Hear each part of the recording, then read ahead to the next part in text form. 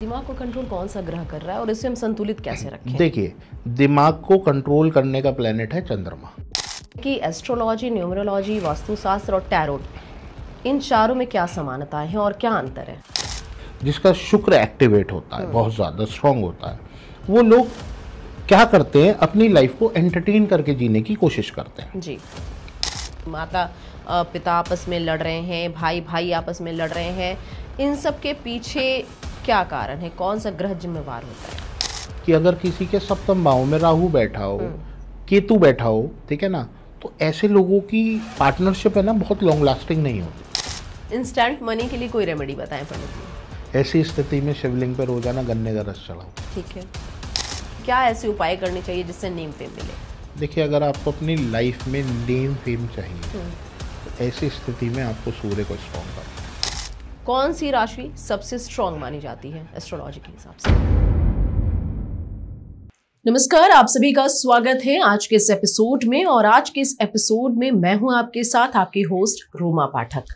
आज के इस पॉडकास्ट में हम चर्चा करेंगे एस्ट्रोलॉजी के हर पहलू पर। जी हाँ, हर पहलू पर जानकारी हासिल करेंगे, चर्चा करेंगे और जो तमाम समस्याएं ज्योतिष शास्त्र के हिसाब से व्यक्तित्व के जीवन पर आ रही है, व्यक्तित्व के जीवन में आती हैं, हर तमाम तबके के लोग परेशान रहते हैं, इस पर भी हम बातचीत करेंगे। और जिनसे हम बातचीत करने जा रहे हैं, जिनसे रूबरू होने जा रहे हैं, उनके बहुत सारे एपिसोड ऑलरेडी यहाँ पर पॉडकास्ट हो चुके हैं, आप देख चुके हैं और एक बार फिर से हमारे स्टूडियो में हाजिर हैं। सबसे पहले उनका स्वागत करते हैं बिना देर किए। जय माई की। जय। हमारे साथ हैं राहुल जैन जी, फेमस एस्ट्रोलॉजर। उनसे हम बातचीत करेंगे और जानेंगे कि ज्योतिष शास्त्र में तमाम लोगों के जीवन में ज्योतिष शास्त्र के अनुसार क्या क्या दिक्कतें आती हैं। सबसे पहले आपसे जानना चाहेंगे पंडित जी कि इंसान हर तरफ से निराश हो जाता है, मायूस हो जाता है, तो क्या ज्योतिष शास्त्र, एस्ट्रोलॉजी उसके जीवन में उम्मीद की एक किरण बनकर उसको बाहर निकालती है तमाम समस्याओं से? देखिए, ज्योतिष का मतलब ही ये है, आप समझिए कि किसी भी व्यक्ति का अगर जन्म हुआ है, जी ठीक है, तो जिस भी व्यक्ति का जन्म हुआ है वो इन नक्षत्रों के बीच में ही हुआ है, ठीक है। तो स्वाभाविक है कि नक्षत्रों का और ग्रहों का जो प्रभाव है वो जीवन पर इम्पैक्ट डालता है। जी। तो अगर हम जन्म पत्री को सही से एनालाइज करें, हम देखें, तो हम उस जन्म पत्री के माध्यम से जीवन से लेकर के मृत्यु काल तक की सभी चीजों का वर्णन कर सकते हैं। तो जब हम सभी चीजों का वर्णन कर सकते हैं, अब आप मान के चलिए, अगर आपको ये बता दिया जाए जी कि एक समय ऐसा आपका आने वाला है, इस दौरान आपका एक्सीडेंट का योग बन रहा है जी, तो ऐसी स्थिति में आपको क्या लगता है कि अगर एक ज्योतिष शास्त्री आपको इस चीज से अवगत करा दे, जी, ठीक है, तो आप क्या करेंगे? आप थोड़ा सा क्योर हो जाएंगे, बिल्कुल, है ना। तो जो आपको पता है कि जो चीज बड़े लेवल पे होनी है, हो सकता है छोटे लेवल पे होकर रह जाए, जी, तो होगा तो है ही, लेकिन वो छोटे लेवल पे हो जाएगा। तो ज्योतिष का बिल्कुल प्रभाव आदमी के जीवन पर होता है। जी बिल्कुल। तो ज्योतिष का प्रभाव आदमी के जीवन पर पड़ता है, ये तो स्पष्ट तौर पर हमें मालूम चल गया है पंडित जी। लेकिन इसके अलावा हम ये जानना चाहेंगे कि जो आम लोग हैं, व्यक्तित्व जो इंसान है, वर्तमान को छोड़कर भविष्य को जानने की चिंता रहती है उन्हें, ठीक है, तो क्या भविष्य जानने का एक जरिया है एस्ट्रोलॉजी, या हम वर्तमान को सुधार कर भविष्य को बेहतर बना सकते हैं? देखिए, मैंने अभी आपको यही बात बताई थी कि हम ज्योतिष की गणना के माध्यम से जीवन से लेके और मृत्यु काल तक का सभी चीजों का वर्णन कर सकते हैं, ठीक है। अब मान के चलिए कि किसी व्यक्ति के जीवन में इस समय कोई कठिनाइयां चल रही हैं, तो जाहिर सी बात है, देखिए, जब आदमी कभी परेशान होता है या बीमार होता है जी, तो वो डॉक्टर के पास जाता है, और परेशान होता है तो हमारे पास आता है।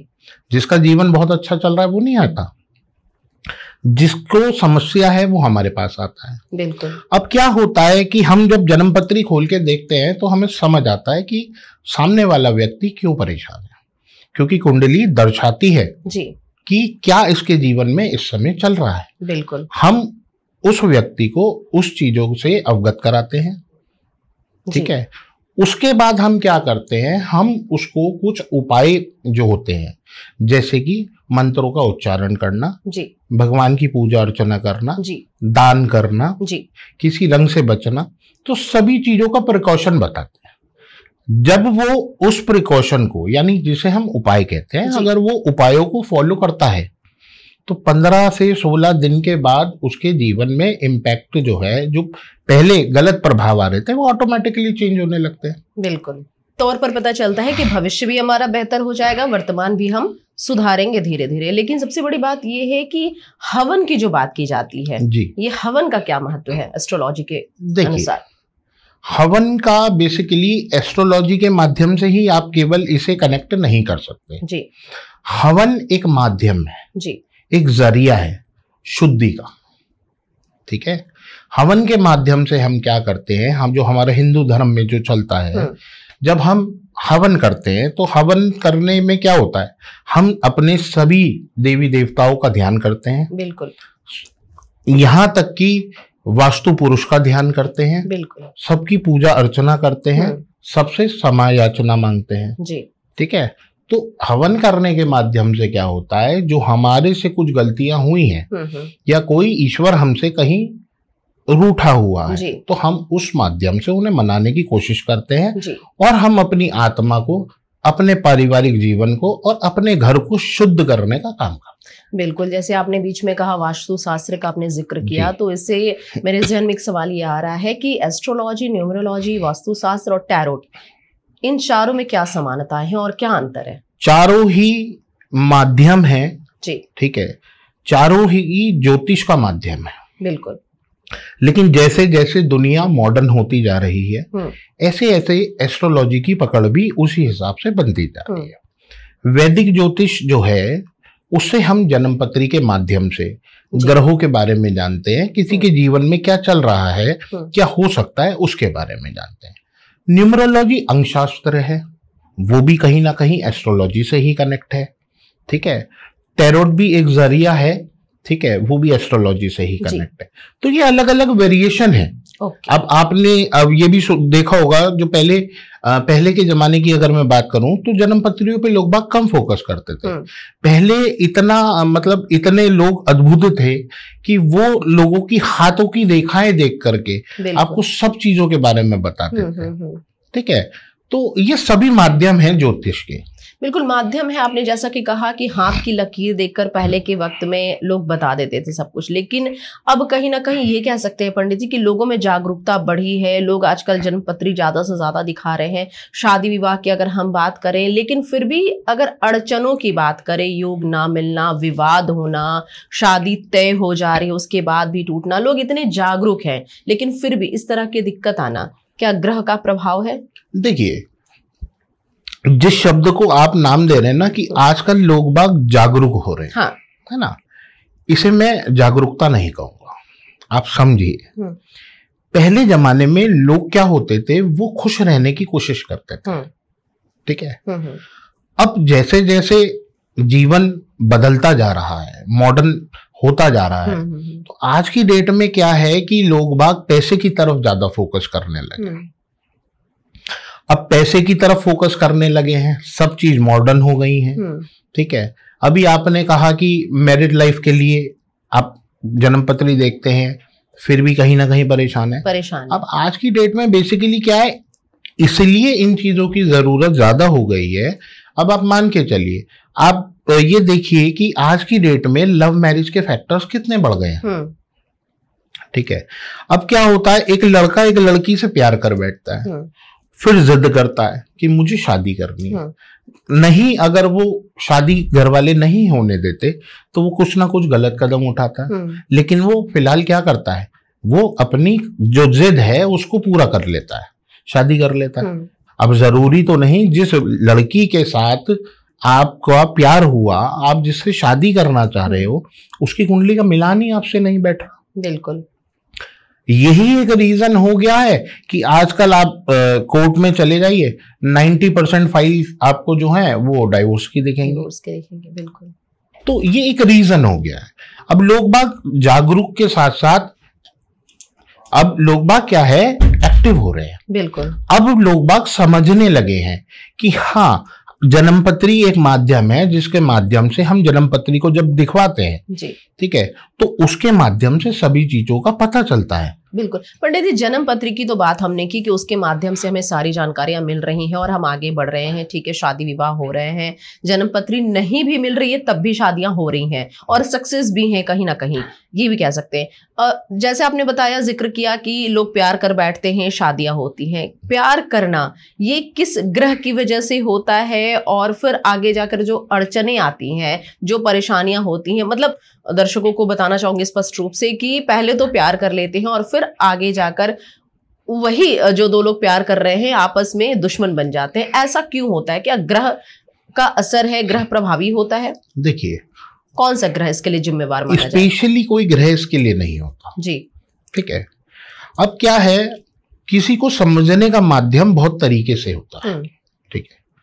आप मेरे सामने बैठे हैं, आप मुझसे बातचीत कर रहे हैं, आप मुझे एक अलग नजरिए से देख रहे हैं, ठीक है। तो इसी तरीके से प्यार करने के नजरिए भी बहुत सारे होते हैं।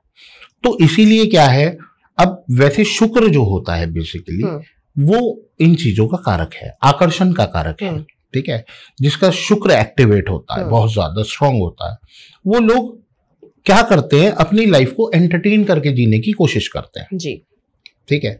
लेकिन और भी बहुत सारे प्लैनेट्स ऐसे हैं जिनके वजह से, ठीक है, ये आकर्षण बढ़ता है। अब अगर केवल शुक्र के वजह से किसी जातक की जन्म पत्री में ऐसा आकर्षण हो रहा है जी, तो उसे आप कह सकते हो कि वो प्यार के लिए, है ना, अपने जीवन में प्यार को पाने के लिए, एक ऐसे दोस्त को समझने के लिए जो उसे समझ रहा है, ठीक है, उसकी खोज करता है, ठीक है। अगर यही शुक्र के साथ राहु बैठ जाए या मंगल भी आकर के कहीं ना कहीं कनेक्शन बना ले तो अब देखने का नजरिया अलग है। अब ऐसी स्थिति में जातक जो है वो सामने वाले को सेक्सुअली डिजायर्स के लिए देखना पसंद करता है जी, ठीक है।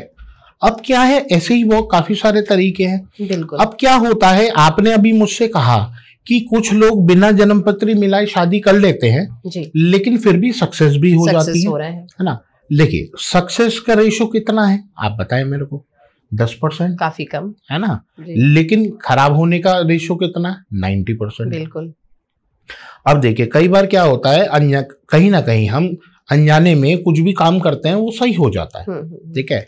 तो कुछ ऐसा होता है लोगों की मतलब कुंडलियां ही कुछ ऐसी परफेक्टली वो बिना मैच कराए मैच हो जाती हैं तो उनका जीवन अच्छा चलता है। लेकिन ऐसा सबके साथ तो नहीं होता ना, बिल्कुल। जिनकी मैच नहीं होती उनका जीवन खराब हो जाता है। आपने मंगल की बात की जी, मंगल दोष को लेकर लोगों में भ्रांतियां भी बहुत ज्यादा हैं। लोग बहुत डरे भी रहते हैं कि नहीं, बहुत खतरा है इससे, मंगल दोष है, मंगल दोष है। इसके बारे में हमारे दर्शकों को थोड़ा बताएं। देखिए, बेसिकली मैं आपको बहुत क्लियर शब्दों में बताता हूँ और मैं अपने क्लाइंट्स को भी बहुत क्लियर चीजें जो हैं बहुत नॉर्मली क्लियर करता हूँ, ठीक है। तो मंगल दोष जैसा आपने कहा जी, अब क्या है कि आपने उसे रिप्रेजेंट ही ऐसे करा तो वो दोष हो गया ना। आपने कहा मंगल दोष, अब दोष कहीं ना कहीं एक शब्द ऐसा है जो बहुत वजनदार है, ठीक है, आदमी डरता है, ठीक है। मांगलिक दोष जो है वो कोई इतना बड़ा दोष नहीं है। देखिए, मंगल अगर आपकी कुंडली में लगन में 4th हाउस में, 7th हाउस में, 8th हाउस में या 12th हाउस में मंगल बैठेगा जी, तो ऐसा जातक मांगलिक होता है, ठीक है। अब क्या है, मैं आपको ये समझा रहा हूं कि मंगल दोष है क्या, कैसे जनरेट होता है, क्या इसका सारा काम है जी। अब आप ये समझिए कि कहीं भी अब जो हाउसेस में जहां मंगल बैठ करके, ठीक है, मांगलिक होता है, जातक मांगलिक होता है। अब आप देखिए, जिस भी घर में जहां से मांगलिक दोष लग रहा है, मंगल बैठ करके वो अपने वैवाहिक जीवन के यानी अपने पार्टनर के घर को देख रहा है, ठीक है, ठीक है। और कहीं ना कहीं वो क्या है कि मंगल जो है वो अग्नि का कारक है, गुस्से का कारक है, पराक्रम का कारक है, ठीक है। तो मांगलिक दोष का बड़ा एक छोटा सा सिंपल सा उपाय ये होता है कि मांगलिक दोष जो व्यक्ति हो उसकी शादी दूसरे मांगलिक व्यक्ति से ही करनी चाहिए। अच्छा। ऐसी स्थिति क्या है, आप ये समझ के चलिए कि आपने कहावत भी सुनी होगी, लोहा लोहे को काटता है। बिल्कुल, ठीक है। अगर किसी के जीवन साथी का टेम्परेचर बहुत हाई है, ठीक है, और एक का बहुत लो है, तो कभी भी मैच नहीं होगी ना कहानी। लेकिन अगर दोनों ही मांगलिक हैं तो दोनों को टेम्पो सेम आ गया तो कहीं ना कहीं क्या है, वो भी उसको समझ लेता है, वो भी उसको समझ लेता है, ये मांगलिक दोष है। तो कुल मिलाकर ये कह सकते हैं कि ये कोई बहुत बड़ा दोष नहीं है। अगर मांगलिक की शादी, मांगलिक का विवाह मांगलिक से हो तभी सही है, खुशहाल जीवन व्यतीत कर सकते हैं दोनों, है ना। इसके साथ एक मंगल से संबंधित एक सवाल ये है पंडित जी कि अंगारक योग क्या है? देखिए, अंगारक योग, अब आप कह रहे हैं अंगारक योग क्या है, लोगों ने डिफाइन ही गलत कर रखा है। यहां हम कह सकते हैं कि अंगारक दोष क्या है। अच्छा, ठीक है जी। बेसिकली क्या है कि जब मंगल और राहु साथ बैठते हैं तो ये दोष बनता है। अच्छा, ठीक है। अब समझिए, राहु क्या है, भौतिक सुखों का कारक है जी। किसी भी काम को करने के लिए तीव्रता दिखाता है, छल दिखाता है, ठीक है ना, किसी भी काम को करने के लिए। और ऐसी स्थिति में मंगल जो है, मंगल गर्म है, अटैकिंग है, गुस्से वाला है, मंगल उसके साथ आके बैठ गया जी। तो अब क्या हुआ कि एक व्यक्ति जो किसी काम को करने की कोशिश कर रहा है गलत तरीके से, है ना, तो उसको क्या है, अब उसके अंदर इतना कॉन्फिडेंस लेवल आ गया उस गलत काम को करने के लिए कि वो उसे बिना सोचे समझे अटेम्प्ट कर रहा है। अब आप देखिए, कोई भी कोई चोर है या किसी व्यक्ति ने मर्डर कर दिया तो ये कोई इतना आसान सरल काम तो है नहीं, किसी को मार देना। हम लोग तो कहीं जरा सा खून भी पड़ा देख ले तो घबरा जाते हैं, है ना, और किसी को मार करके उसका खून करना, इतना सब कुछ देखना, तो क्या है, माइंड के अंदर कॉन्फिडेंस लेवल भी ऐसा ही होना चाहिए ना। कॉन्फिडेंस लेवल के अलावा पंडित जी क्या कोई शुभ कार्य इसके द्वारा नहीं होता? बस देखिए, अंगारक योग, मैंने ये नहीं कहा कि जिसकी कुंडली में अंगारक योग होगा वो हर व्यक्ति मर्डर करने वाला होगा। अच्छा, आप समझिए, कुंडली में ग्रहों के साथ साथ घरों को भी देखा जाता है। ठीक है। अब आप लगन में, अगर किसी के लगन में मंगल और राहु साथ बैठ जाए तो ऐसी स्थिति में अंगारक योग तो बना दिया, लेकिन लगन क्या है, हमारा शरीर है, हमारा दिमाग है, ऐसी स्थिति में वो बहुत गर्म मिजाज का होगा, उसकी किसी से आसानी से बनेगी नहीं, किसी से भी बात करेगा तो बड़ी कठोरता से बात करेगा, है ना। तो ऐसे हाउसेस को डिफाइन करके हम इस योग को देखते हैं। इसके साथ है कि जिन लोगों का पंडित जी डेट ऑफ बर्थ हमें नहीं पता है जी, उनकी कुंडली कैसे, हम उनके बारे में कैसे समझें, व्यक्तित्व को कैसे समझें, और जिन समस्याओं से वो जूझ रहे हैं, परेशानियों से, उन्हें कैसे इन सब से बाहर निकाला जाए। देखिए, एस्ट्रोलॉजी क्या, अभी मैंने आपको, जब हमने ये पॉडकास्ट स्टार्ट किया था तो जब भी आपने मुझसे पूछा था कि एस्ट्रोलॉजी के जो है ना बहुत सारे वेरिएशंस हैं। ठीक है। अब क्या है कि मैं पामिस्ट नहीं हूँ जी, आप मान के चलिए कि मैं पामिस्ट नहीं हूँ, लेकिन क्या है, जिसके पास जन्म पत्री नहीं है ऐसे व्यक्ति को उस व्यक्ति के पास नहीं जाना चाहिए जिसे केवल जन्म पत्री की नॉलेज हो जी। ठीक है। ऐसे व्यक्ति को किसी अच्छे पामिस्ट को ढूंढना चाहिए जी, किसी न्यूमरोलॉजिस्ट को ढूंढना चाहिए। ठीक है। तो वो उनकी हेल्प पूर्ण रूप से कर सकते हैं। बिल्कुल सटीक जानकारी देंगे। हाँ, बिल्कुल सटीक। देखिए, मैं आपको बताता हूं ना, क्या है कि जिस व्यक्ति, अब कोई व्यक्ति अगर मेरे पास आया और मैं जन्म पत्री का कार्य करता हूं तो मुझे उसका डेट ऑफ बर्थ भी चाहिए जी, मुझे उसका टाइम ऑफ बर्थ भी चाहिए जी, मुझे उसका प्लेस भी चाहिए, लैटिट्यूड लॉन्गिट्यूड मैच करने के लिए। ठीक है। इन सभी की चीजों के माध्यम से एक जन्म पत्री बनती है। अब ये डिपेंड करता है कि जो जन्म पत्री देख रहा है उसे कितनी नॉलेज है ना। अगर वो अपने काम में परफेक्ट है, माहिर है, तो वो क्या करेगा, वो उस जन्म पत्री को देख करके आपके जीवन के बारे में सभी चीज बताएगा। और खास तौर से पहले वो क्या करेगा, वो आपसे जानने से पहले खुद ही आपको बताएगा। बिल्कुल, जब तो आपको विश्वास होगा। बिल्कुल। इसी माध्यम से अब पामिस्ट के पास आप जाएं, अब पामिस्ट के पास कौन व्यक्ति जाएगा, जिसके बाद ना तो डेट ऑफ बर्थ है जी, ना टाइम ऑफ बर्थ है। ठीक है ना। ऐसा व्यक्ति पामिस्ट के पास जाए, क्योंकि हाथ की रेखाएं सब कुछ बताती है। बिल्कुल। ठीक है। अब जिस व्यक्ति के पास केवल डेट ऑफ बर्थ है, ऐसे भी बहुत सारे लोग हैं ना जिनके पास केवल डेट ऑफ बर्थ ही है, ऐसे लोग न्यूमरोलॉजिस्ट के पास जाए। ठीक है। वहां न्यूमरोलॉजी हेल्प करती है। ठीक है। तो सारे तरीके के वेरिएशंस हैं, आप जाए सही। देखिए, अगर आपको चेस्ट से जुड़ा रोग है तो आपको चेस्ट स्पेशलिस्ट के पास जाना पड़ेगा। बिल्कुल, है ना। हाँ। तो वहां MBBS काम नहीं करेगा। तो ऐसे ही जन्म पत्री का खेल है। चलिए, तो ये आपने बहुत बड़ी बात हमारे दर्शकों को बताई कि जिनके पास उनकी डेट ऑफ बर्थ नहीं है, जैसे कि आपके पास अगर डेट ऑफ बर्थ नहीं है, डेट ऑफ बर्थ टाइम नहीं है, तो आप पामिस्ट के पास जाएं और उनसे सटीक जानकारी लें, ना कि इधर उधर भटके। अच्छा, एक जानकारी और चाहिए पंडित जी की, पामिस्ट की आपने बात की, तो क्या हाथ की जो रेखाएं हैं हथेली की, वो परिवर्तनशील परिवर्तित होती रहती है? हाँ बिल्कुल। कितने साल पर? आपने भी कई बार अपना ही हाथ नॉर्मली नोटिस किया होगा, ये मैंने नोटिस किया है, पहले कुछ रेखाएं छोटी होंगी, कुछ बड़ी हो गई, कुछ हल्की पड़ने लगी। यही पामिस्ट करता है, वो उन्हीं रेखाओं के माध्यम से आपके जीवन का पूरा आकलन कर देता है। फिर भी एक अनुमान लगाकर हम बता सकते हैं अपने दर्शकों को कि कितने साल पर ये परिवर्तित होते रहते हैं? देखिए, इनका परिवर्तन होता है। ऐसा तो मैं नहीं आपको बताऊंगा कि कितने साल में परिवर्तित होती है। देखिए, सबके जीवन का अलग एक समय है, ठीक है।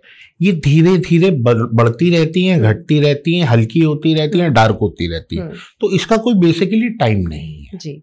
अच्छा, घर में लगातार विवाद हम सुन रहे हैं कि घर में विवाद हो रहा है, कलेश हो रहा है, पति पत्नी के बीच में, माता पिता आपस में लड़ रहे हैं, भाई भाई आपस में लड़ रहे हैं, इन सब के पीछे क्या कारण है? कौन सा ग्रह जिम्मेवार होता है? देखिए, बहुत सारी चीजों का यहाँ पर मिश्रण है जी, ठीक है। सबसे पहला, आजकल जो इन सब चीजों का जो कारण है वो है हमारा खान पान। अच्छा जी, ठीक है। क्या है कि बहुत से लोग बहुत जंक फूड खाते हैं, ठीक है। तो क्या होता है, बॉडी के अंदर नेगेटिविटी आती है ज्यादा जंक फूड खाने से, वहां राहु एक्टिवेट हो जाता है। ऐसी स्थिति में भी लड़ाई झगड़ों की स्थिति बन जाती है। कुछ आप कह सकते हो कि किसी के घर में वास्तु का दोष होना जी, वो भी इनका मुख्य कारण बन सकता है जी, ठीक है। बाकी जन्म पत्री में अगर आप देखें तो किसी का अगर सप्तम भाव खराब है, अब यहाँ कमी आ जाती है ना, कुंडली मिलान करवाना यहाँ जरूरी इंपॉर्टेंट वहां आ जाती है। अब 7th हाउस अगर किसी का डिस्टर्ब है तो 7th हाउस क्या है, वो पार्टनर का होता है जी। अब पार्टनर भी दोनों तरीके के हो सकते हैं, लाइफ पार्टनर भी हो चाहे बिजनेस पार्टनर भी हो। अब देखना, अगर किसी का 7th हाउस खराब होगा, या मैं आपको एक मोटा माटी वैसी बता देता हूँ कि अगर किसी के सप्तम भाव में राहु बैठा हो, केतु बैठा हो, ठीक है ना, तो ऐसे लोगों की पार्टनरशिप है ना बहुत लॉन्ग लास्टिंग नहीं होती जी।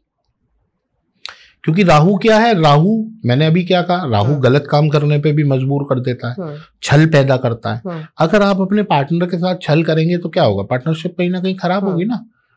तो बहुत सारी चीजें हैं।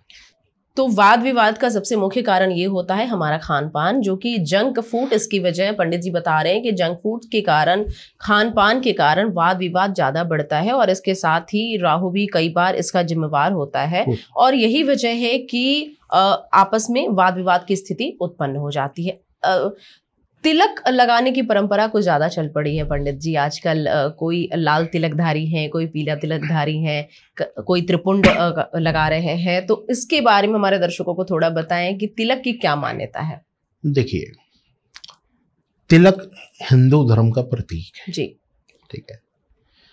तिलक लोग बाग आजकल फैशन के तौर में भी लगाने लगे हैं, ठीक है, कि जातक अपने आप को दिखाना चाहता है कि मैं एक कट्टर हिंदू हूं, तो आदमी क्या करता है, तिलक लगा लेता है। लेकिन तिलक का बड़ा महत्व होता है।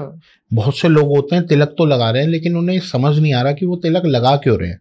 कई बार तिलक लगाना भी एक दोष बन जाता है। अच्छा जी, ठीक है। कई बार तिलक लगाना भी दोष बन जाता है। मतलब आप इसे ऐसे समझें कि हर व्यक्ति के लिए अलग तरीके का तिलक है। तिलक हर कोई लगा सकता है, लेकिन हर व्यक्ति के लिए हर तरीके का तिलक है। ज्योतिष शास्त्र के अनुसार ये भी कुंडली से बिल्कुल। देखिए, अगर आपको अपनी कुंडली में बृहस्पति को स्ट्रॉन्ग करना है, आप धार्मिक कार्य करते हैं, आप ज्योतिष से जुड़ा काम करते हैं, आप कथावाचक हैं, तो ऐसी स्थिति में आपको पीले रंग के चंदन का जो है तिलक वो लगाना चाहिए, ठीक है। उससे कहीं ना कहीं आपका जो बृहस्पति है वो स्ट्रांग होता है जी। लाल रंग का चंदन अगर आप लगाएंगे तो मंगल और सूर्य को उत्तेजित करता है जी, ठीक है।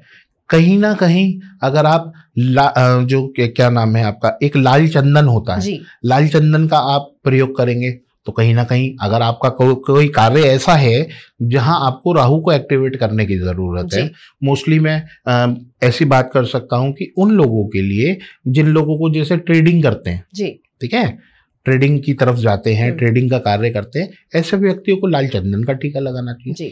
तो टीका अगर आदमी सही तरीके से लगाए बिल्कुल, तो टीके का बड़ा महत्व है। जी बिल्कुल, तो टीके का बहुत महत्व है, लेकिन उसको सही तरीके से लगाने की जरूरत है और हर किसी को इसकी जानकारी होनी चाहिए कि कौन सा टीका किसको एक्टिवेट कर रहे हैं, हम किस चीज को एक्टिव करने के लिए, किस ग्रह को एक्टिव करने के लिए हम कौन सा तिलक लगा रहे हैं, तो सबके लिए अलग अलग है। अब अगर हम बात करें ग्रह रत्नों की, तो ग्रह रत्न जो होते हैं वो कितने प्रभावी होते हैं ज्योतिष शास्त्र के? देखिए मैम, रत्न जो होते हैं वो 100% प्रभावी होते हैं। अब आप समझिए रत्न है क्या। अभी मैंने तिलक की बात करी, तो आपने कुछ नोटिस करा, मैंने आपको तिलक से जुड़ी जो भी बात करी वो क्या करी, मैंने कहीं ना कहीं कलर को इम्पोर्टेंस दी, है ना। ऐसे ही क्या होता है, जेमस्टोन्स हैं क्या, पहले आप इसे समझें कि जेमस्टोन्स होते क्या है। जेमस्टोन्स बेसिकली एक तरीके की कलर थेरेपी होती है जी, ठीक है। अब वो काम कैसे करती है, अब क्या है कि आपने पन्ना पहनना है, आपको अपने बुध को स्ट्रॉन्ग करना है। बुध हरे कलर का है जी, पन्ना भी ग्रीन होता है, आपने देखा होगा, ठीक है बिल्कुल। और उसको क्या है कि ये जो हमारी सबसे छोटी उंगली है बिल्कुल, ठीक है, ये कहीं ना कहीं हमारे उस चक्र को जाके एक्टिवेट कर रही है, उस चक्र तक जा रही है जहां कनेक्शन बुध से बना हुआ है। तो ऐसी स्थिति में अगर हम यहाँ पन्ना पहनेंगे तो वो क्या है, वो चक्र को एक्टिवेट करने का काम करेगा, तो बुध भी एक्टिवेट होने लगेगा।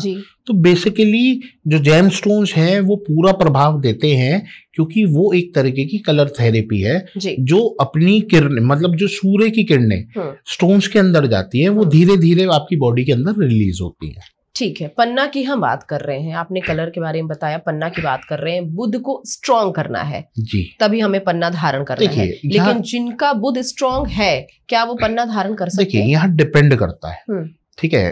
अब मैं आपसे ये भी नहीं कह सकता कि 9 के 9 प्लैनेट्स को आप स्ट्रॉन्ग कर लीजिए जी, ठीक है।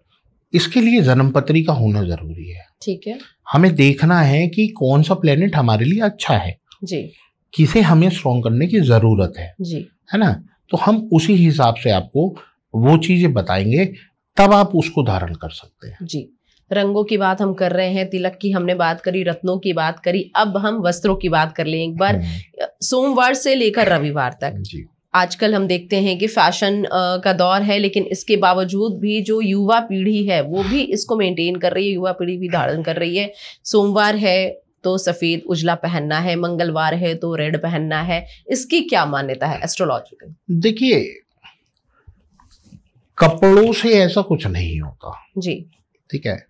लेकिन क्या है, अब जैसे कि मैंने आपको बताया कलर थेरेपी होती है, लोग बागों को ये भी पता है कि भाई सोमवार है तो चंद्रमा जो है वो उसका सफेद रंग है, उसको एक्टिवेट करते हैं तो सफेद पहने। तो लोगों का ये प्रचलन बन गया है कि मतलब लोगों ने इस चीज को ऐसे भी फॉलो करना स्टार्ट कर दिया आज की डेट में कि भाई सोमवार है तो मुझे व्हाइट वस्त्र पहनने चाहिए, मंगल है तो मुझे लाल वस्त्र पहनने चाहिए, बुध है तो मुझे हरे वस्त्र पहनने चाहिए। तो देखिए वो सबकी अपनी अपनी सोच है, लेकिन बेसिकली एस्ट्रोलॉजी में क्या होता है कि आप ये भी कह सकते हैं कि जैसे कि मैंने आपको जेमस्टोन्स क्या बताया जी, ठीक है, तो मैं यहाँ इंपॉर्टेंस देता हूँ कलर थेरेपी की कपड़ों में। जिस प्लैनेट, मतलब आपकी कुंडली में अगर कोई प्लैनेट खराब है तो ऐसा कलर आपको धारण नहीं करना चाहिए।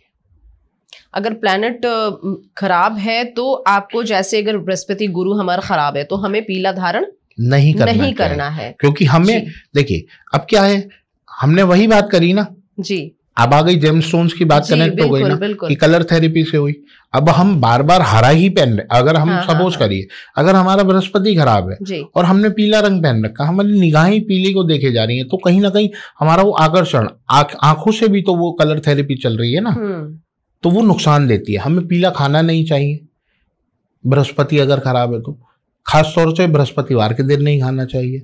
लेकिन ऐसी स्थिति में हम अपने क्लाइंट्स को यही कहते हैं, किसी की अगर जैसे बृहस्पति की दशा खराब चल रही है तो हम उसको यही बोलते हैं कि भैया पीला खाओ मत, पीला पहनो मत, ठीक है। तो क्या है कि वो कहीं ना कहीं आपकी बॉडी के अंदर वो एनर्जी वही वाली जा रही है ना, तो वो इसीलिए मना करते हैं। चलिए, तो दर्शकों के बीच ये भ्रांति थी कि अगर हमारे ग्रह खराब है तो हमें उसी रंग का कपड़ा पहनना है, हमें उसी रंग का कपड़ा धारण करना है। लेकिन इस भ्रम से आप सब दर्शक दूर हो जाइए, इस भ्रम को खत्म करिए। और अगर आपका गुरु खराब है, अगर गुरु की दशा बुरी है, तो आपको इस कलर को अवॉइड करना है, नहीं पहनना है। ये हमारे पंडित जी आपको बता रहे हैं, तो इस भ्रम को आप कृपया करके दूर कर दीजिए। अब अगर हम बात करें राशियों की, पंडित जी कौन सी राशि सबसे स्ट्रांग मानी जाती है एस्ट्रोलॉजी के हिसाब से? देखिए मैम, मैं सबसे पहले आपको क्लियर कर दूं कि मैं केवल राशियों पे डिपेंड नहीं होता जी। आप ये समझ के चलिए, जो लोग राशिफल बताते हैं ना जी, मुझे समझ नहीं आते, ठीक है जी। अब आप ये समझिए, एक एरिया के अंदर, ठीक है, कुछ लोग रहते हैं, ठीक है। अब कितने लोगों की मेष राशि है, और सुबह हमने राशिफल बोला आज मेष राशि वालों का दिन बड़ा शुभ होगा, बहुत लाभ होगा, धन की वर्षा होगी। आप एक बात समझो जी, एक मेष राशि वाला बिजनेसमैन है जी, समझ आई बात, उसका काम चल रहा है जी, ठीक है। एक मेष राशि वाला जातक जो है वो लेबर क्लास काम कर रहा है, उसको तो सैलरी ही मिलनी है ना, उसको तो सैलरी मिलनी है। बिल्कुल। तो राशिफल बेसिकली मैं इस चीज को डिनाई करता हूँ। आपने आज तक मेरे चैनल पे कभी ये वीडियो भी नहीं देखा होगा, मैंने राशिफल ये होता है, ये राशि वाले ये करेंगे, वो राशि वाले ये करेंगे। तो देखिए, हर व्यक्ति का जब जन्म हुआ तो ग्रहों की पोजीशन उसके हिसाब से अलग थी, तो इसीलिए जन्म पत्र इम्पोर्टेंट है जी। बिल्कुल, राशि इम्पोर्टेंट नहीं, राशियों से हमें ये पता होना चाहिए हमारी राशि कौन सी है। बिल्कुल, ठीक है। लेकिन क्योंकि राशि से हमें काफी चीजों का पता करना होता है, जैसे कि राशि से हमें राशि को देख करके भाई जो हमारी राशि है या चंद्रमा जहाँ बैठा है ना, उससे देख करके हमें देखना है कि मूलों में जातक का जन्म तो नहीं है। बहुत सारी चीजें हैं जो राशि से जुड़ी हैं, लेकिन आप केवल राशि से किसी के बारे में बता दो वो बड़ा गलत है। बिल्कुल, तो राशि से सिर्फ हम किसी के बारे में बता नहीं सकते या समझ नहीं सकते हैं, ठीक है। इसके साथ ये एक चीज जाननी है पंडित जी मुझे कि मूड स्विंग्स आजकल बहुत ज्यादा हो रहे हैं। मूड स्विंग के लिए कौन सा ग्रह जिम्मेवार माना जाता है और मूड स्विंग आखिर क्यों होता है? देखिए, मूड स्विंग वाली बात अगर आप कर रहे हैं तो वो हर किसी का तो नहीं है ना जी, सबका अलग है, सबकी जन्म पत्री अलग है। कोई बहुत ज्यादा एंटरटेन नहीं होता है, जिसको लाइफ एंटरटेन करके जीनी है, तो कहीं ना कहीं ग्रहों की कोई भूमिका इसमें? हाँ बिल्कुल है ना। देखिए, अगर आपके लगन में शुक्र बैठा है तो ऐसा जातक क्या होता है, बहुत ज्यादा लाइफ को एंटरटेन करके जीने की कोशिश करता है, बहुत साफ सुथरा रहने की कोशिश करता है। उसकी ये कंडीशन हो जाती है कि अगर उसे अपने घर से नीचे से कुछ सामान भी लाना है ना तो वो बिना मुंह धोए कंघा करे बगैर जाएगा नहीं, ऐसा आप देखिएगा। तो प्लैनेट्स का जो रोल है वो यही होता है कि आपकी कुंडली में, इसीलिए मून आप कह सकते हो हर किसी का अलग है। अब किसी के लगन में मंगल बैठा है जी, तो उसे क्या है, बहुत जल्दी जल्दी गुस्सा आता है, उसका मूड अलग है। तो ऐसा आप नहीं कह सकते कि आजकल मून स्विंग वाली बात हो रही है, सबकी जन्म पत्री का अलग है। एंजाइटी, डिप्रेशन, इन सब की वजह? देखिए, आजकल एंजाइटी डिप्रेशन की वजह हो गई है हमारी भूख जी, ठीक है। आजकल क्या है, हर व्यक्ति को पैसा चाहिए। ग्रह का इसमें कोई रोल नहीं? ग्रह का भी आएगा, बताता हूं ना। अब क्या है कि आप देख रहे हैं आजकल बहुत लोग बहुत बड़ा पैसा भी बना रहे हैं, लेकिन कुछ केवल सोचकर ही रह रहे हैं, ठीक है। जन्म पत्री में इसका रोल आप ऐसे मान के चलिए, अगर किसी का चंद्रमा स्ट्रांग है यानी उसका अपने मन पर काबू है, ठीक है, तो ऐसा व्यक्ति कभी डिप्रेशन में नहीं जाता जी, ठीक है। लेकिन क्या है कि अगर आप देखिए, इसको आप दोनों तरीके से कनेक्ट करें, इसमें भी सारे प्लैनेट्स आ गए, आप केवल किसी भी व्यक्ति को एक प्लैनेट से कैसे भी जज नहीं कर सकते, ठीक है। अब सपोज करो आपका चंद्रमा स्ट्रांग है, लेकिन आपके कुछ ऐसे प्लैनेट्स एक्टिवेट हैं जिन्होंने मजबूर कर रखा है आपको कि नहीं मुझे और पैसा चाहिए, और पैसा चाहिए, और चाहिए, अभी तो कम है और चाहिए। देखिए, हर चीज की एक लिमिट होती है। एक लीटर के गिलास में अगर आप 1 लीटर पानी डालोगे तो समझ आता है, लेकिन अगर उसमें 1.5 लीटर भरने की कोशिश करोगे तो वो पानी वेस्ट जाएगा। ठीक है, तो आपका जो दिमाग है एक लेवल है ना, आप 24 घंटे एक ही चीज को बार बार फोकस करोगे तो क्या होगा, वो दिमाग कहीं ना कहीं आपको वो एंजाइटी, वो डिप्रेशन देगा ना। बिल्कुल, है ना। तो यहाँ भी प्लैनेट्स की बहुत सारी चीजें आ जाती हैं, भाई कौन सा प्लैनेट आपकी कुंडली में कैसा स्ट्रांग है, कैसा नहीं है, तो सब चीजें ये आप जन्म पत्री से डिपेंड कर सकते हैं। दिमाग का कंट्रोल की आपने बात करी, दिमाग को कंट्रोल कौन सा ग्रह कर रहा है और इसे हम संतुलित कैसे रखें? देखिए, दिमाग को कंट्रोल करने का प्लैनेट है चंद्रमा जी। ठीक है, लेकिन मैंने आपसे क्या कहा कि केवल आप किसी एक प्लैनेट को दोष नहीं दे सकते। हाँ। यहाँ डिपेंड करता है आपकी कुंडली का फर्स्ट हाउस कैसा है। बिल्कुल, अगर आपकी कुंडली का फर्स्ट हाउस स्ट्रांग है, ठीक है, और आपकी कुंडली में चंद्रमा भी स्ट्रांग है, तो ऐसे जातक की कल्पना शक्ति बहुत स्ट्रांग होती है। बिल्कुल, है ना, उसका इम्यून सिस्टम बहुत स्ट्रांग होता है।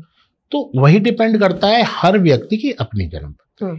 इसे संतुलित कैसे कर सकते हैं? अगर दोष है, दिक्कत आ रही है, तो जातक इसको ठीक कैसे करें? हर प्लेनेट के उपाय हैं जी, हर जन्मपत्री के हिसाब से उपाय हैं जी।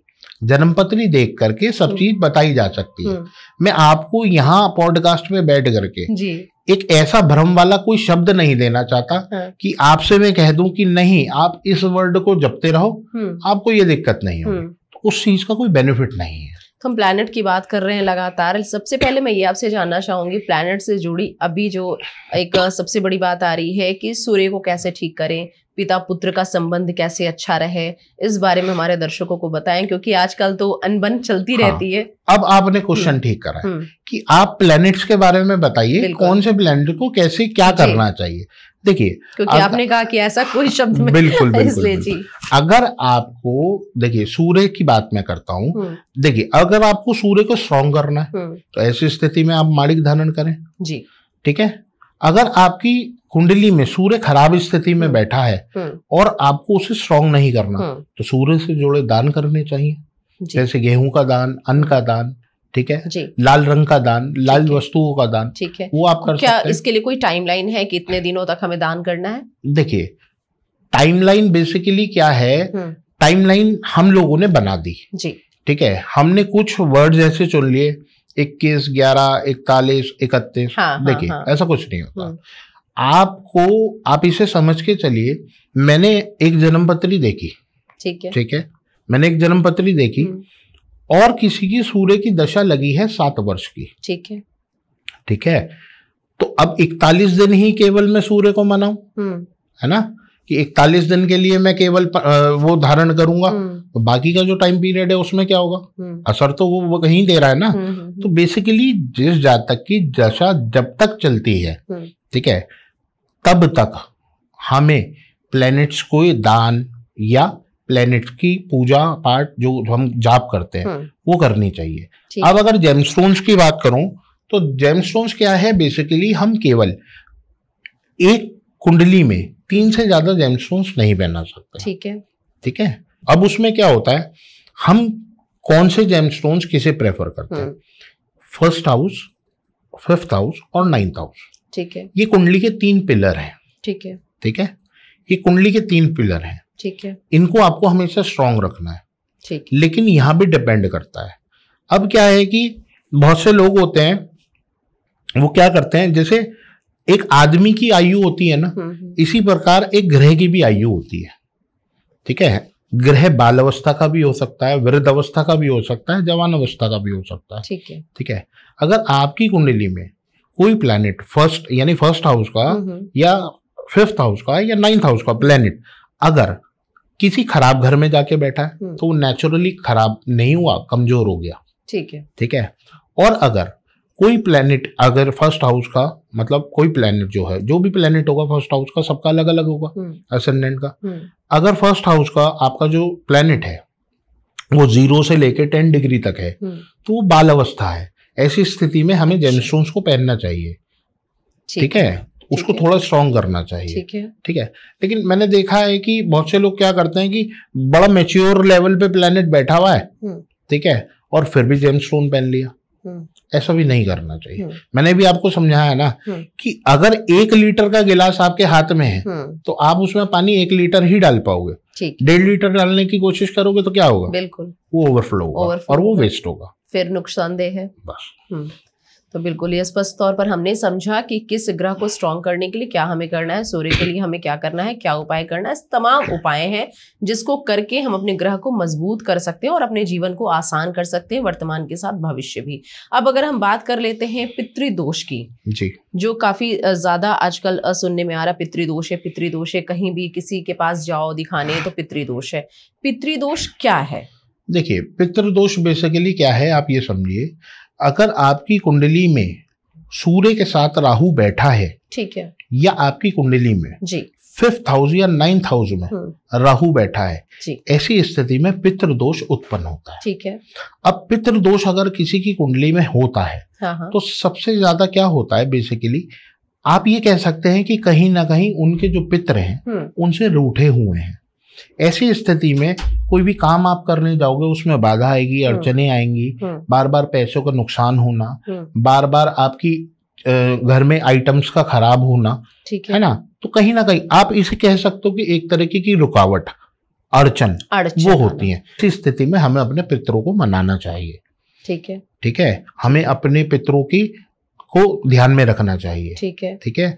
हम मनाने की बात भी समझेंगे कि कैसे आखिर हम अपने पितरों को मनाएं, लेकिन इससे पहले अपने दर्शकों को पंडित जी ये बता देते हैं कि अगर आपके घर में कोई सामान बार बार खराब हो रहा, घर में हर काम में अगर अड़चने आ रही हैं, समस्याएं आ रही हैं, तो इसका मूल कारण है, विशेष कारण ये है कि आपके घर में पितृदोष है।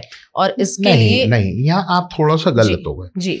आप ये नहीं कह सकते अगर किसी के साथ ऐसी दिक्कतें परेशानी आ रही है। यहाँ मैं कहूंगा ऐसी स्थिति में जातक को अपनी जन्मपत्री दिखानी चाहिए। जन्मपत्री दिखानी चाहिए और उससे पता चल जाएगा। उससे पता चल जाएगा कि पितृदोष है। मतलब अगर ऐसी परेशानी आ रही है तो आपको सबसे पहले जन्मपत्री दिखानी चाहिए। किसी अच्छे एस्ट्रोलॉजर को आप जरूर दिखाएं और उसके बाद आप इसके उपाय करें। उपायों के बारे में भी पंडित जी आपसे हम जानना चाहेंगे कि क्या उपाय करें।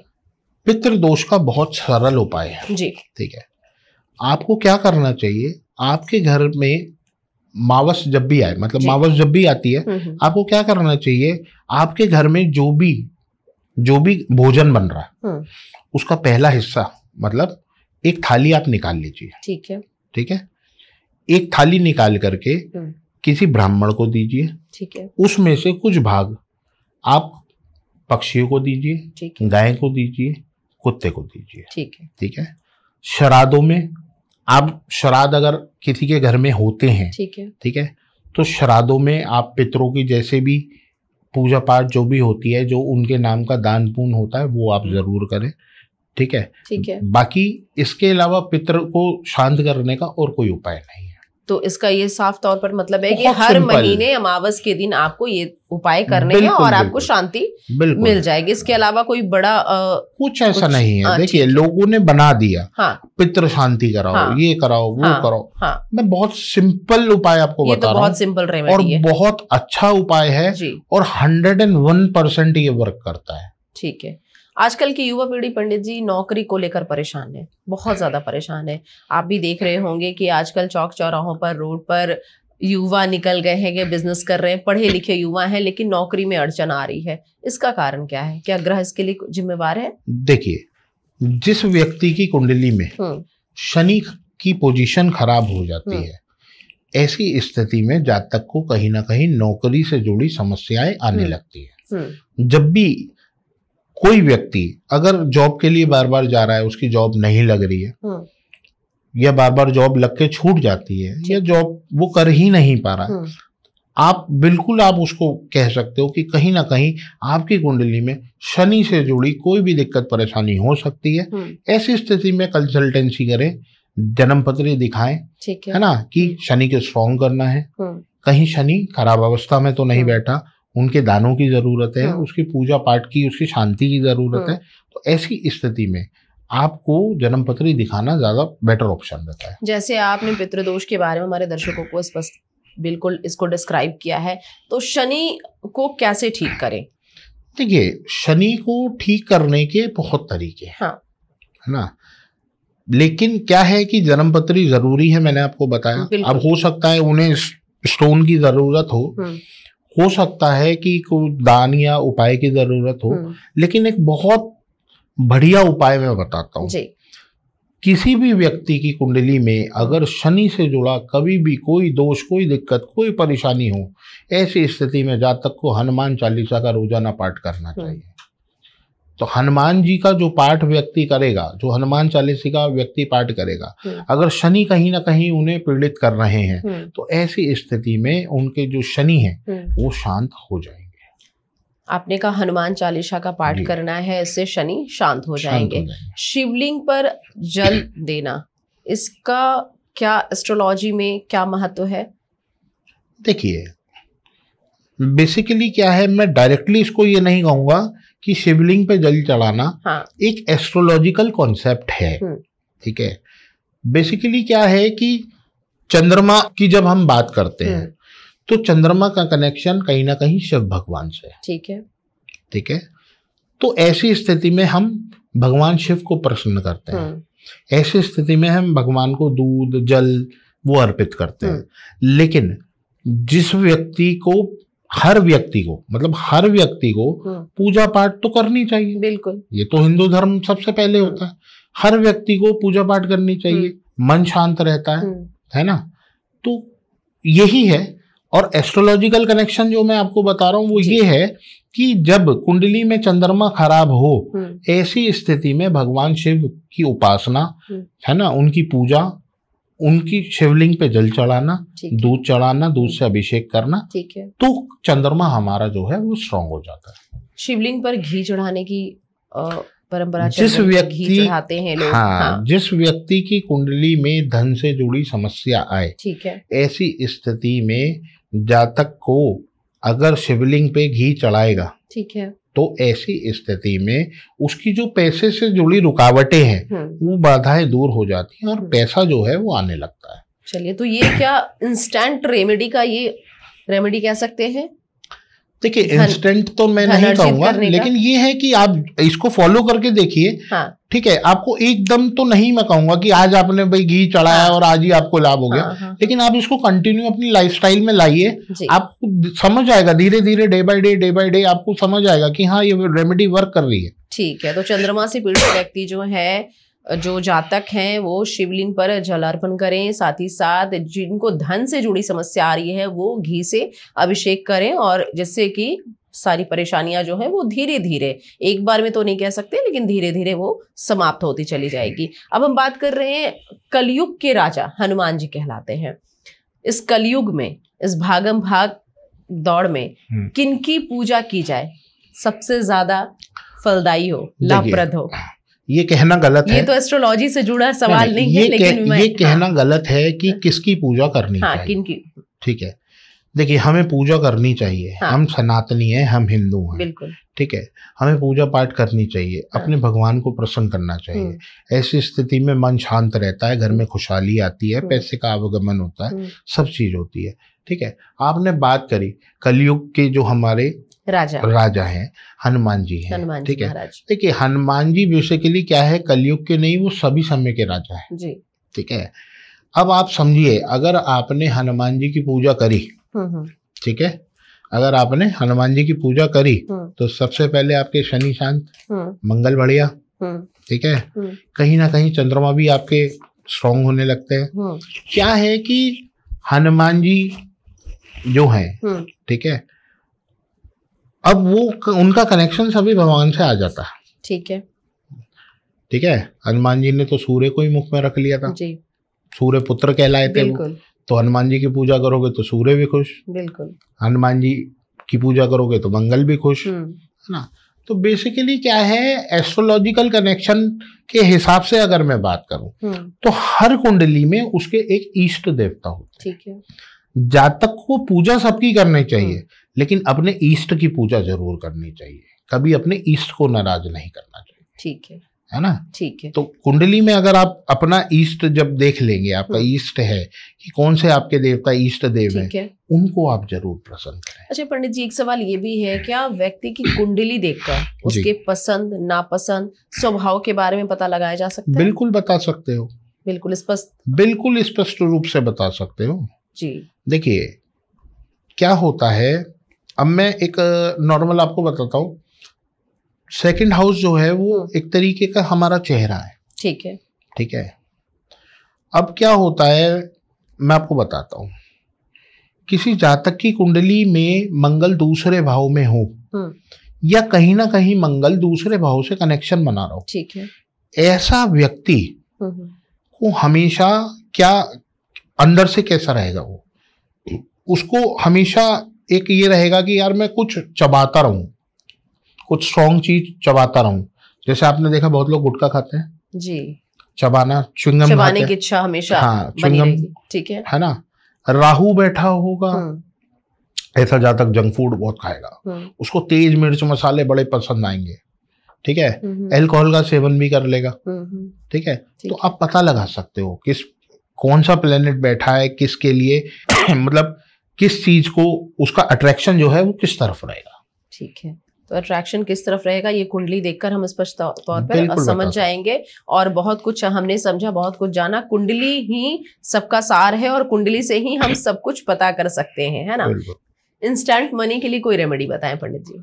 देखिए इंस्टेंट मनी के लिए रेमेडी मैं आपको बताता हूँ। आपको ऐसा लगता है कि आप काम तो कर रहे हैं लेकिन आपका पैसा जो है वो आ नहीं रहा, ठीक है। या बहुत लोग कहते हैं ना हमारा पैसा, मैं काम करता हूँ मेरा पैसा नहीं मिलता। ऐसी स्थिति में शिवलिंग पे रोजाना गन्ने का रस चढ़ाओ। ठीक है। और देखो आप 108 बार ओम नमः शिवाय का जाप करो और गन्ने का जो जूस है उससे भगवान शिव का अभिषेक आप करके देखो। ठीक है। आपको समझ आ जाएगा, आपको जो पैसा रोका हुआ इंस्टेंट आने लगा है। रुके हुए धन के लिए ये है ये उपाय। हाँ, ये रुका हुआ धन नहीं जी। आप कहते हैं ना कोई आपका पैसा मार ले, ठीक है, ये उसके लिए है। ठीक है। रुके हुए धन के लिए मैंने आपको बताया था, ऐसे में देसी घी से भगवान का अभिषेक करें। पंडित जी अब हम बात करेंगे नेम फेम के लिए क्या करे व्यक्ति, किससे उसको नेम फेम मिले, इसके लिए कौन सा ग्रह जिम्मेवार है और हमें क्या ऐसे उपाय करने चाहिए जिससे नेम फेम मिले। देखिए अगर आपको अपनी लाइफ में नेम फेम चाहिए तो ऐसी स्थिति में आपको सूर्य को स्ट्रॉन्ग करना है। ठीक है। ठीक है। ठीक है। सूर्य जो है वो नेम फेम के लिए बहुत जरूरी है। ऐसी स्थिति में आप क्या करें, आप रोजाना नियम बना लीजिए। एक तांबे का लोटा लेना है। ठीक है। उसमें थोड़ा सा जल, थोड़ा सा गुड़, थोड़ी सी रोली और जरा सा चावल, ये डाल के ओम गृणी सूर्याय नमः का 7 बार जाप पढ़ते हुए भगवान सूर्य को अर्घ दें आप। ठीक है। तो आपका सूर्य स्ट्रॉन्ग होने लगेगा। क्या इसके लिए कोई विशेष समय निर्धारित है? देखिए कोई विशेष समय तो नहीं, लेकिन हमें पूजा पाठ कब करनी चाहिए, जब सबसे पहले हम अपने आप को पवित्र करें। तो यानी कि जब हम उठते हैं, उठ करके हम नहाते हैं, नहाने के बाद आप जो है झूठा मुंह ना करें, आप जा करके पहले भगवान सूर्य को अर्घ दें, उसके बाद आप कुछ दूसरा काम करें। ठीक है। तो भगवान सूर्य को अर्घ दें और सूर्य को अर्घ देने से आपको नेम फेम दोनों चीजें मिलेंगी एक साथ। तो जल्दी से जल्दी ये उपाय करें और नेम फेम आप प्राप्त करें। पंडित जी ये जानना चाहेंगे, लोग कर्ज में डूब रहे हैं जी, कर्ज से डूब रहे हैं, उससे बहुत परेशानियां बढ़ रही हैं, तो कर्ज से बाहर आने के लिए, कर्ज से मुक्ति पाने के लिए क्या ऐसी कोई रेमेडी है? बिल्कुल है जी। देखिए जो व्यक्ति कर्जे से परेशान है, ऐसी स्थिति में ऐसे व्यक्ति को क्या करना चाहिए, रोजाना शाम को दिन छिपने के बाद एक आटे का दीपक बनाए, 4 बत्ती वाला। ठीक है। ठीक है। ठीक है।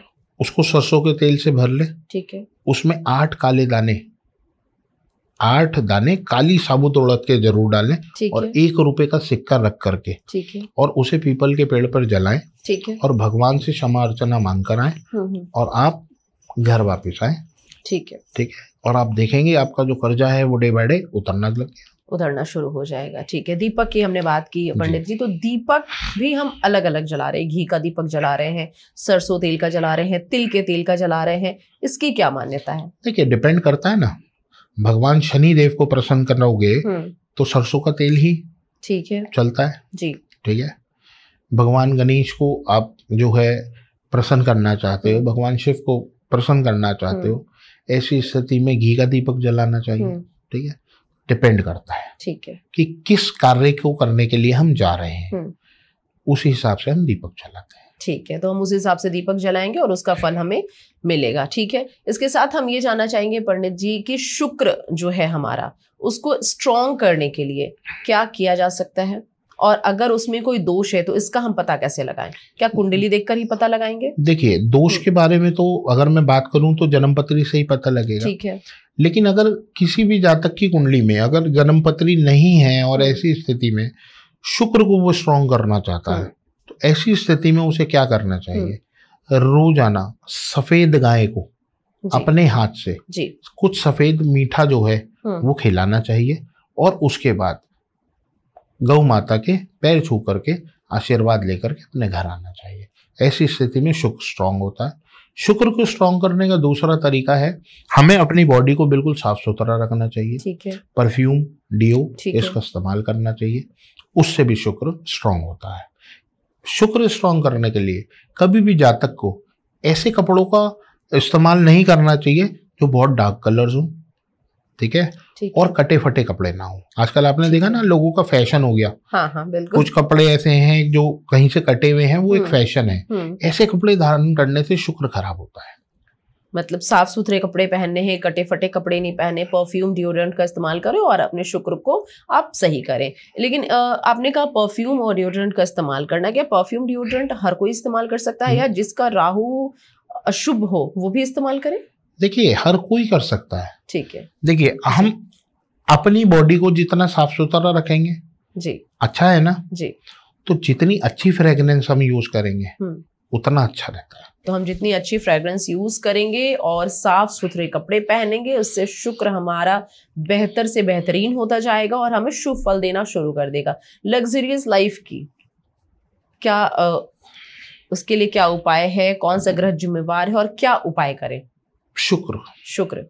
ठीक है, अपने शुक्र को स्ट्रॉन्ग करते जाइए। ठीक है, लाइफ में लग्जरी ऑटोमेटिक आती चली जाएगी। शुक्र को स्ट्रॉन्ग करने से क्या इसके लिए उपाय किया जा सकता है? देखिए, शुक्र के उपाय बेसिकली मैंने आपको बताए, लेकिन जो कपड़े, ठीक है, लेकिन आप समझिए जी, शुक्र को स्ट्रॉन्ग करने के और भी तरीके हैं। ठीक है, ऐसे व्यक्ति को हमेशा घर में जो उनकी लेडीज हैं, ठीक है, उनसे कभी लड़ाई झगड़े नहीं करने चाहिए, कलेश नहीं होना चाहिए। घर की लक्ष्मी, ठीक है, और शुक्र लक्ष्मी माँ जो है ना, तो कारक है। अगर आप अपने घर की लक्ष्मी की ही इज्जत नहीं करोगे तो आपको लक्ष्मी कहाँ से प्राप्त होगी? ठीक है ना। तो अपनी घर की लक्ष्मी को खुश रखें हमेशा, और अपने घर की लक्ष्मियों से कहें कि वो हमेशा साफ सुथरे कपड़े पहन करके, अच्छे कपड़े पहन करके, नहा धो करके, तैयार रह करके अपने आप को मेकअप करके रहें।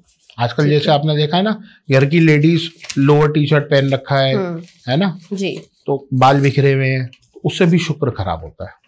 ठीक है, एक सवाल ये भी है कि आजकल के युवा, जैसे कि सवाल मैंने आपसे पहले भी पूछा था पंडित जी, कि युवा जो है मेहनत कर रहे हैं, पढ़ाई कर रहे हैं, भागम भाग कर रहे हैं, इंटरव्यूज दे रहे हैं, लेकिन बावजूद उसके उनको सफलता नहीं मिल रही है। ऐसा क्या उपाय करें जिससे कि उन्हें सफलता मिले? देखिए, अगर किसी भी कार्य को करने में आपको सफलता प्राप्त नहीं हो रही है, ठीक है, ऐसी स्थिति में जातक को रोजाना हनुमान चालीसा का 7 बार पाठ करना चाहिए जी।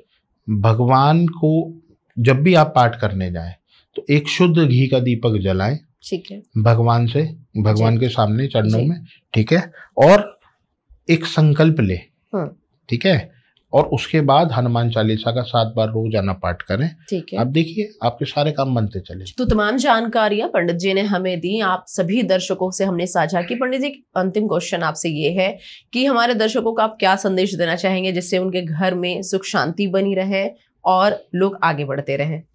देखिए, मैं सभी व्यूअर्स को यही संदेश देना चाहूंगा जी, कि कभी भी अगर आप घर में समृद्धि चाहते हैं जी, तो ऐसी स्थिति में आप हमेशा आप अपने घर को साफ सुथरा रखें, अपने घर के व्यक्तियों की इज्जत करके चलें, अपने से बड़ों की इज्जत करें, उनका मान सम्मान रखें जी। ठीक है। अगर आप अपने घर की स्त्रियों को परेशान करते हैं तो आप ये समझिए कि कहीं ना कहीं आप लक्ष्मी को नाराज कर रहे हैं, ये कह सकते हैं ग्रहों की स्थिति खराब हो सकती है। अगर आप अपनी घर की लक्ष्मी को नाराज करके और बाहर लक्ष्मी की आस करते हैं बिल्कुल, तो आप समझ जाइए कि लक्ष्मी माँ आपसे नाराज है, ठीक है ना। तो बस मैं यही कहना चाहूंगा अपने व्यूअर्स से कि आपको कोई भी दिक्कत परेशानी, जब भी कुछ ऐसी फोकस आपको लगता हो, आपको कोई भी दिक्कत परेशानी लगती हो, तो ऐसी स्थिति में आप अपनी जन्मपत्री एक बार जरूर दिखाएं। जन्मपत्री आप किसी को भी दिखा सकते हैं, मैं ये नहीं कहता कि आप जन्मपत्री केवल मुझे दिखाएं, आप किसी को भी जन्मपत्री दिखाएं। देखिए कुंडली का जीवन में बहुत बड़ा रोल है, ठीक है। तो जन्मपत्री के हिसाब से अगर आप चलते हैं तो आपको लाइफ में कोई दिक्कत परेशानी आएगी ही नहीं। बिल्कुल, तो लाइफ में कोई परेशानी नहीं आएगी अगर आप जन्मपत्री के हिसाब से चलते हैं, अपनी कुंडली के हिसाब से चलते हैं। नंबर आपकी स्क्रीन पे फ्लैश हो रहे हैं और ऐसे में आप एक बार पंडित जी से जरूर संपर्क करें, क्योंकि स्पष्ट तौर पर हमारे पंडित जी का कहना है कि बिना कुंडली के कोई भी भ्रम हम नहीं फैलाएंगे, यानी कि बिना कुंडली देखे कोई भी ऐसी जानकारी नहीं दी जाती है, नहीं दी जाएगी जिससे कि लोगों के मन में भ्रम उत्पन्न हो। बहुत बहुत शुक्रिया आपका पंडित जी हमारे पॉडकास्ट में जुड़ने के लिए और तमाम जानकारी हमारे दर्शकों के साथ साझा करने के लिए। तो अपने से बड़ों का सम्मान करें, घर में अगर सुख शांति समृद्धि बनाए रखना है तो बड़ों का सम्मान करें, उनकी इज्जत करें, बड़ों के पैर छुएं, सूर्य को जल दें और साथ ही साथ घर में जो महिलाएं हैं उनके साथ भी अच्छा बर्ताव रखें, अच्छा व्यवहार रखें, तभी आपके घर में सुख शांति बनी रहेगी। साथ ही साथ ग्रहों की जो स्थिति अगर बुरी बनी हुई है तो वो भी अच्छी बन सकती है, ग्रहों की स्थिति बुरी नहीं होगी।